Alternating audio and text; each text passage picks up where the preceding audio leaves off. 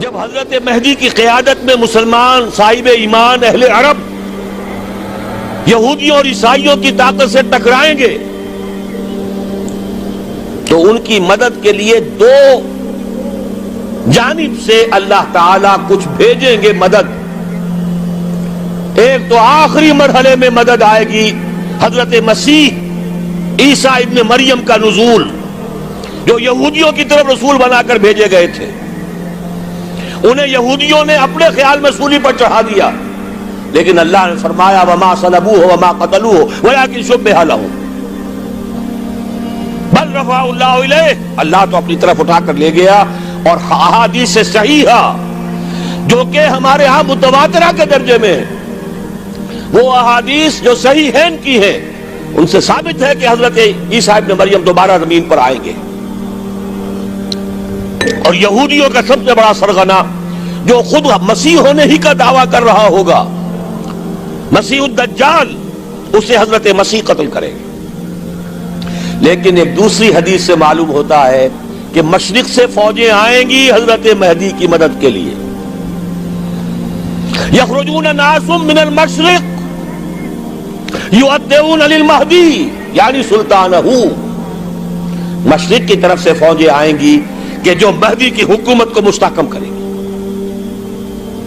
خراسان کا لفظ آتا ہے ایک دوسری حدیث میں.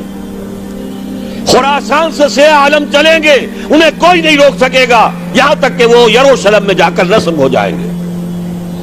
اور حضور کے زمانے میں اچھی طرح سمجھ لیجئے، ہند کسے کہتے تھے حضور کے زمانے میں؟ پاکستان ہند میں شامل نہیں تھا. سندھ و ہند، سندھ ایک مکمل ملک تھا، ہند اس کے بعد شروع ہوتا تھا. یہ راجپوتانے کا اور تھر کا ڈیزرٹ جو ہے، اس سے آگے جو ہندوستان ہے وہ ہند تھا.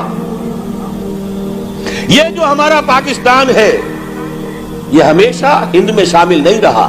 حضور کے زمانے میں بالخصوص سندھ و ہند، دریائے سندھ چلا آ رہا ہے.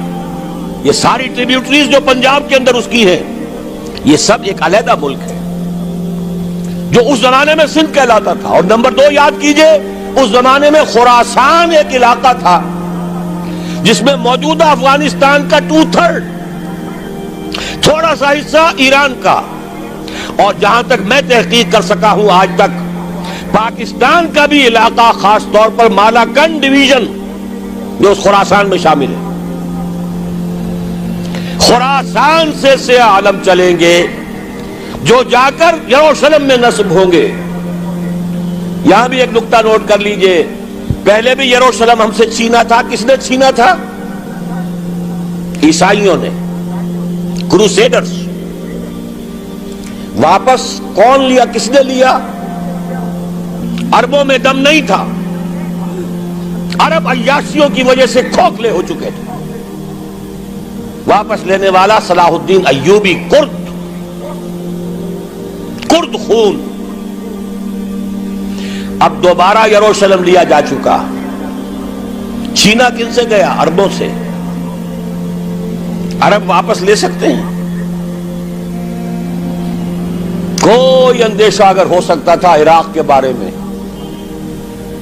کہ شاید اس کے ایٹمک دانت نکل آئے، جو سازش کی گئی، جس طرح اس احمق اور پاگل صدام حسین کو دام میں پھنسایا گیا.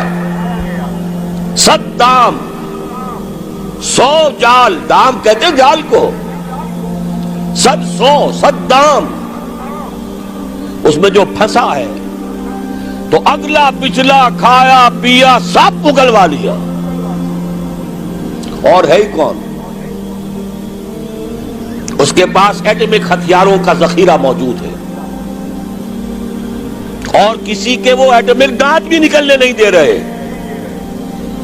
پاکستان کے اوپر کتنا دباؤ، اور ہمیں نہیں پتا کتنا کچھ دباؤ قبول کیا جا چکا. یہ تو سبھی مانتے ہیں.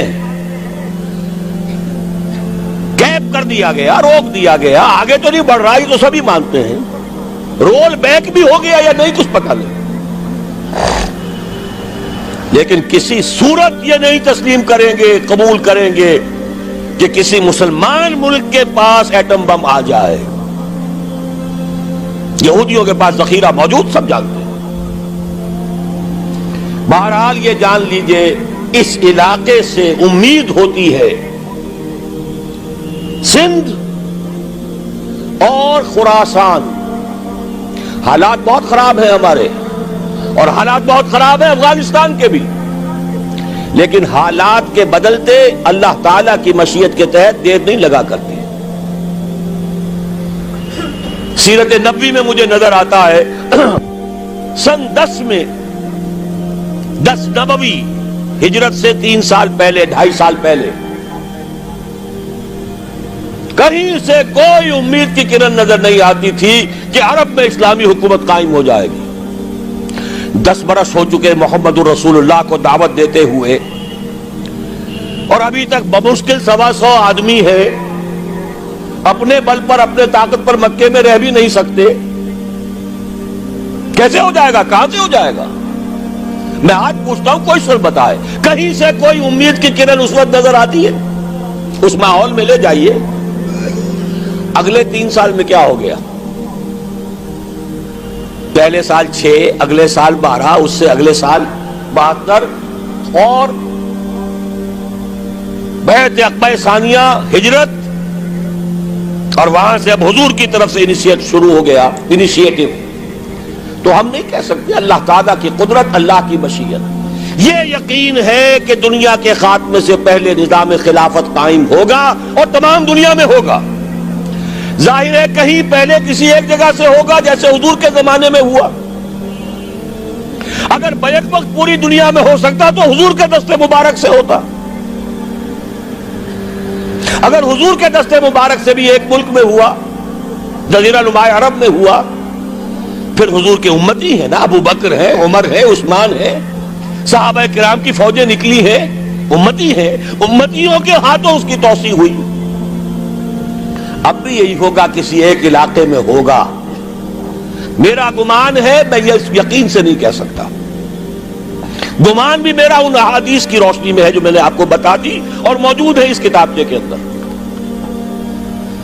علامہ اقبال نے بھی انہی کے حوالے سے کہیں کہا ہے، میرے عرب کو آئی ٹھنڈی ہوا جہاں سے، میرا وطن وہی ہے، میرا وطن وہی ہے. اس علاقے سے کچھ ہونے والا ہے اور ہوگا انشاءاللہ. میری زندگی میں نہ ہو، آپ کی زندگی میں نہ ہو، کوئی پرواہ نہیں. حضرت حمزہ تو شہید ہو گئے غزوہ احد میں. 5 سال کے بعد حضور مکے میں داخل ہوئے ہیں فاتح کی حیثیت سے. حضرت حمزہ کی نگاہوں نے، ان آنکھوں نے تو نہیں دیکھا، عالم ارواح میں اللہ نے کیا مشاہدہ کرایا ہوگا انہیں، وہ تو ہمیں معلوم نہیں. بعض صحابہ شہید کر دیے گئے مکے ہی میں. بہت بڑی کامیابی. اپنی جان لگا دیں، اپنے آپ کو کھپا دیں، اپنے آپ کو مٹا دیں. جس طرح روڑی کوٹ کر بنیادوں میں بھر دی جاتی ہے، ہماری ہڈیوں کا چورا بنا کر اور ہمارے خون کے اندر اسے گوندھ کر اگر وہاں ڈال دیا جائے، اس سے بڑی سعادت کوئی نہیں. اس پر تعمیر ہو خلافت علی منہاج النبوہ کی، ہم اس کی بنیاد کے اندر دفن ہو جائیں، یہی بہت بڑی سعادت ہے. لیکن یہ ہوگا. میں نے عرض کیا تھا کہ یقین ہے مجھے کہ ہوگا، اور ہر صاحب ایمان کو یقین ہونا چاہیے کہ ہوگا. باقی یہ کہ یہ آثار ہیں اور احادیث بھی ہیں، اور 400 برس کی تاریخ بھی بتاتی ہے کہ یہیں سے ہوگا. 1000 برس تک سارے مجددین امت عالم عرب میں پیدا ہوئے. 11ویں صدی کا مجدد اعظم شیخ احمد سرہندی کہاں دفن ہے؟ سرہند میں، ہندوستان میں. 12ویں صدی کا مجدد اعظم شاہ ولی اللہ دہلوی کہاں دفن ہے؟ دہلی میں. 13ویں صدی کا مجدد اعظم سید احمد بریلوی، ان کی تو قبر بھی معلوم نہیں، لیکن ان کا خون جذب ہوا دریائے کنہار میں، اور ان کے سینکڑوں ساتھیوں کی لاشیں اس بالا کوٹ کے مقام پر. 14ویں صدی کے مجدد اعظم شیخ الہند، لیکن ان کے ساتھ ساتھ اتنے اعظم رجال علامہ اقبال جیسا مفکر، مولانا مودودی جیسا مصنف، مولانا الیاس جیسا مبلغ کہیں اور ہمیں دکھا دیجئے آپ۔ میں کل کہیں عرض کر رہا تھا، دیکھیے پہلے جو ہے 1000 برس تک ہر خیر ہندوستان میں باہر سے آ رہا تھا۔ معین الدین اجمیری باہر سے آ رہے ہیں، شیخ علی حجویری باہر سے آ رہے ہیں، سندھ میں جتنے اولیاء دفن ہیں سب کے سب باہر سے، ایران سے چلے آ رہے ہیں۔ لیکن جیسے ہی 11ویں صدی شروع ہوئی ریورس ہو گیا آرڈر۔ اب سلسلہ مجددیہ نقشبندیہ اب ہندوستان سے نکل کر پھیل رہا ہے۔ پورا افغانستان، پورا ترکستان، تمام یہ ترک ریاستیں جو آزاد ہوئی ہیں ابھی یو ایس ایس آر کے خاتمے کے بعد، یہاں تک کہ سائپرس، جزیرہ قبرص، پورا ترکی جو اب بھی ہے موجودہ ترکی، سلسلہ مجددیہ نقشبندیہ کہاں سے چلا؟ ہندوستان سے پھیل گیا پورے عالم اسلام۔ مفکر، علماء دین کا اور تمام علوم دینی کا مجدد شاہ ولی اللہ دہلوی، خالص ترین جہاد فی سبیل اللہ دور صحابہ کے بعد جماعت مجاہدین جام شہادت نوش کیا، سینکڑوں ہمارے مجاہدین۔ پھر 14ویں صدی میں اقبال جیسا مفکر، مودودی جیسا، دوبارہ دوہرا رہا ہوں، مصنف، مولانا الیاس جیسا مبلغ مجھے تو کہیں نظر نہیں آتا۔ تمام مسلمان ممالک آزاد ہوئے، کہیں اسلام کا نام نہیں لگا، نہ سرکاروں نے نعرہ لگایا، نہ کہیں کسی اور نے نعرہ لگایا۔ عربوں نے بھی عرب نیشنلزم کا نعرہ لگایا، اسلام کا نعرہ نہیں۔ تحریک پاکستان میں نعرہ لگا، پاکستان کا مطلب کیا؟ لا الہ الا اللہ۔ صبح عرض کر چکا ہوں، تحریک خلافت پوری دنیا میں کہیں نہیں، صرف بر عظیم پاک و ہند میں۔ اور کیسی تحریک خلافت کہ ہندو شریک ہوئے، گاندھی شامل ہوا، پورے ہندوستان کو جس نے گنجا دیا۔ یہ دوسری بات ہے کہ جب خود مصطفیٰ کمال نے ختم کر دیا تو اب کیا کرتے؟ مدعی سست گواہ چست۔ نوٹ کرنے کی بات ہے، کچھ آثار ہیں، 400 سال کی تاریخ ہے، بتا رہی ہے پاکستان کا قیام خود ایک معجزہ۔ یہ ساری چیزیں مشیت ایزدی میں کسی بڑے خیر کا پیش قدمہ ہے،